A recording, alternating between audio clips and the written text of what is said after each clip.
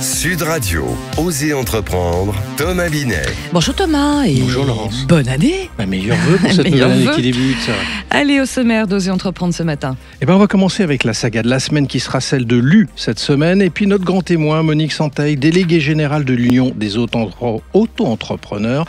Faut-il choisir ce statut pour entreprendre et comment s'y prendre si on le choisit?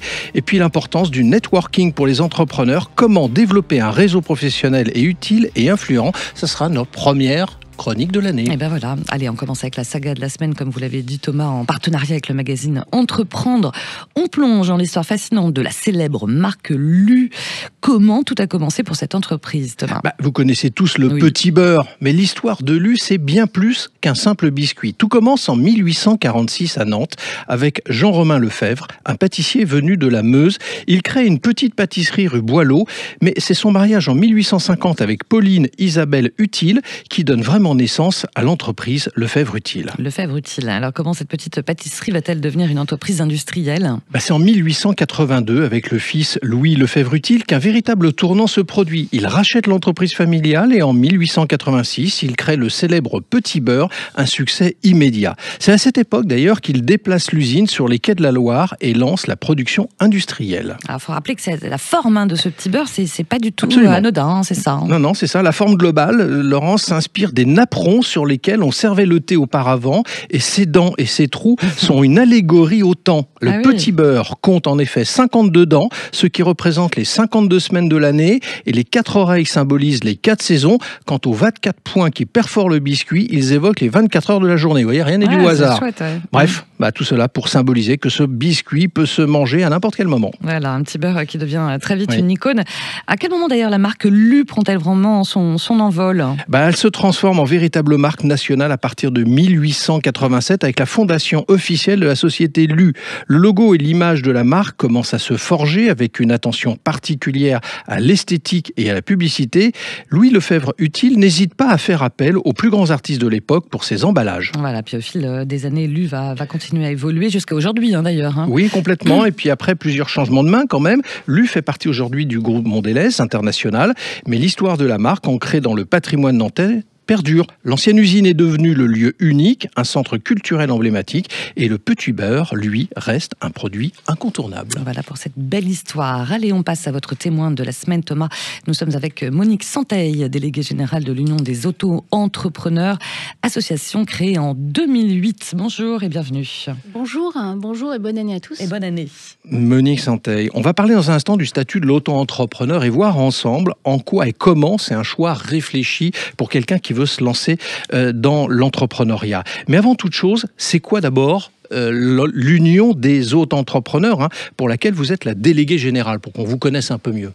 L'Union des auto-entrepreneurs, c'est une association qui a été fondée au tout début du régime de l'auto-entrepreneur, quand il a été lancé en janvier 2009. Cette association, elle a été fondée par François Hurel, qui en est le président et qui est aussi l'inventeur de ce régime.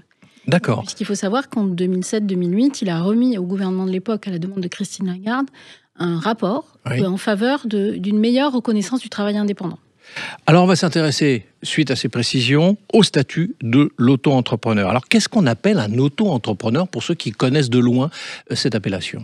Alors, l'auto-entrepreneur, c'est un régime fiscal et social. C'est une manière d'entreprendre en entreprise individuelle. Donc on est une personne physique, entrepreneur individuel. Et c'est une manière de simplifier, de payer ses cotisations sociales et fiscales aussi.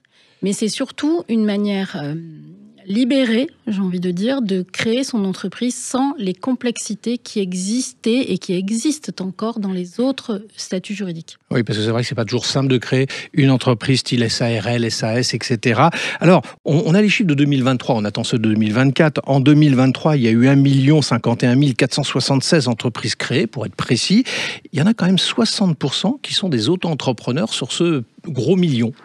Oui, et c'est 2/3 en fait des entreprises créées le sont en auto-entrepreneur, et ça suivra. On aura les chiffres bientôt, comme vous dites, Thomas, mais ce sera sur le même rythme, puisque c'est entre 3 000 et 3 500 immatriculations par jour qui ont eu lieu en 2024. Oui. Alors, regardons, parce que les chiffres sont intéressants et ça nous donne certains éléments de précision. 37% sont des femmes et 36% sont des jeunes de moins de 30 ans. On n'y pense pas forcément spontanément, donc ça veut dire que c'est assez quand même féminin, globalement, plus qu'on ne pouvait l'imaginer, et c'est surtout quand même qu'il y a quand même un bon tiers qui ont moins de 30 ans qui se lancent dedans. Alors, il y a beaucoup de jeunes, effectivement, des moins de 30 ans qui se lancent. Aujourd'hui, il faut dire qu'aussi, autour d'eux, depuis 15 ans, l'auto-entrepreneuriat fait partie de leur quotidien, dans leur famille, dans leurs amis. Enfin, c'est quelque chose qui est installé maintenant, en fait, dans le paysage, en tout cas familial. Nous, il n'est pas étranger que l'on voit 3 générations venir à l'auto-entrepreneuriat. Les grands-parents, les parents et puis les enfants.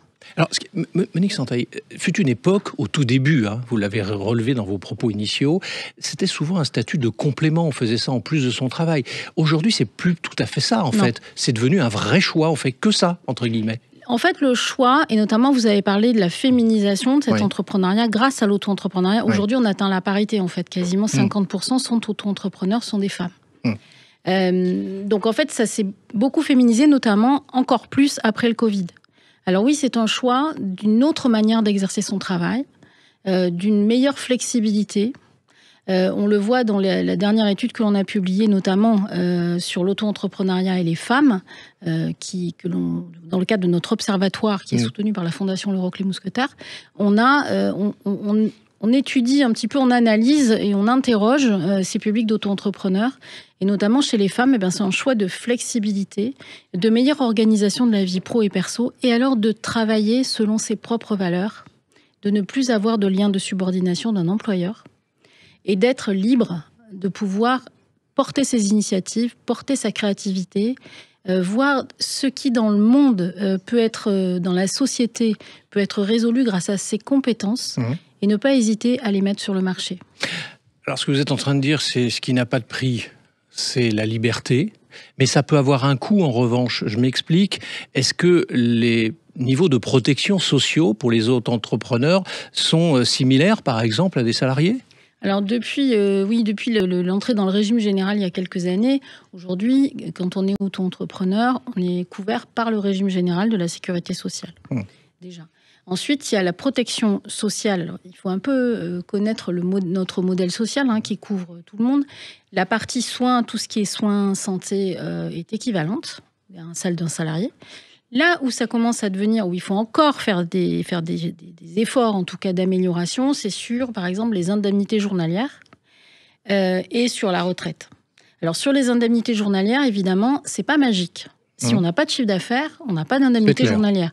Donc c'est pour ça que plus on va faire de chiffre d'affaires, plus on va cotiser, plus on va améliorer sa situation dans le cas d'un aléa de maladie ou d'accident. Donc il y a des indemnités journalières, mais il faut que l'auto-entrepreneur se responsabilise aussi en s'intéressant à ce qui est son cas personnel en termes de protection sociale. Et vous évoquiez la retraite aussi ? Alors la retraite, c'est un gros sujet. C'est un sujet... qui, j'espère, en ce début 2025, nous allons pouvoir avoir des interlocuteurs pour savoir ce qu'il en est. Parce que, par exemple, pour les activités libérales, il y a eu une augmentation de cotisation depuis l'année dernière de 5% pour permettre aux entrepreneurs en libéral d'avoir une retraite complémentaire, ce qu'ils n'avaient plus depuis 2018. Mais par contre, on ne sait pas. On ne sait pas ce qui sera le droit à pension, on ne sait pas ce que ces 5% de plus vont générer comme droit. On est dans un flou total.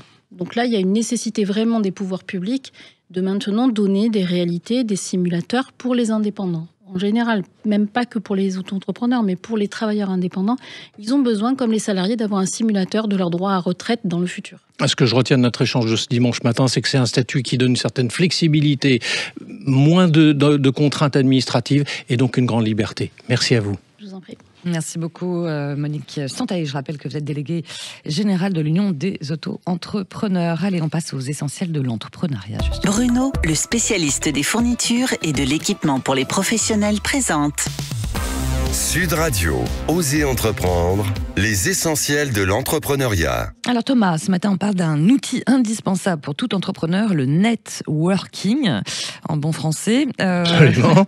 Pourquoi c'est si important de développer son réseau professionnel alors Parce que Laurence, un bon réseau, c'est quand même un accélérateur de réussite. Imaginez un client clé, un mentor inspirant ou même un investisseur qui peuvent se trouver grâce à une simple rencontre. Le networking, c'est comme planter ses graines. Chaque contact peut fleurir en opportunité. Pour un entrepreneur, être bien entouré, c'est multiplier ses chances de succès. Alors d'accord, ça c'est bien sur le papier, mais concrètement, comment fait-on pour construire un réseau solide et utile ? D'abord, je vais vous inviter à sortir de votre zone de confort si vous en avez une, participer à des événements, salons, conférences, ateliers.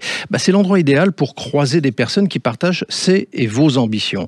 Ensuite, vous utilisez les outils en ligne comme LinkedIn qu'on cite souvent. Un profil soigné et des échanges réguliers peuvent faire des merveilles. Et puis enfin, n'oubliez pas d'être authentique. Intéressez-vous aux autres, offrez votre aide avant de demander quoi que ce soit. Un réseau, ça se construit dans le temps et dans la réciprocité. Ouais, sauf que voilà, pour tous ceux qui n'aiment pas trop forcément les rencontres sociales, est-ce qu'il y a des astuces alors ? Oui, il y en a quelques-unes. Si vous êtes introverti, commencez petit, rejoignez des groupes locaux ou des clubs d'entrepreneurs où les interactions sont plus simples. Privilégiez aussi les connexions en ligne où vous pouvez réfléchir avant de répondre. Et surtout, rappelez-vous que le networking, ce n'est pas vendre, c'est créer des relations durables. Durable. Merci beaucoup Thomas. Dans quelques instants sur Sud Radio, vous revenez avec Oser Investir et au programme ce matin investir en viager.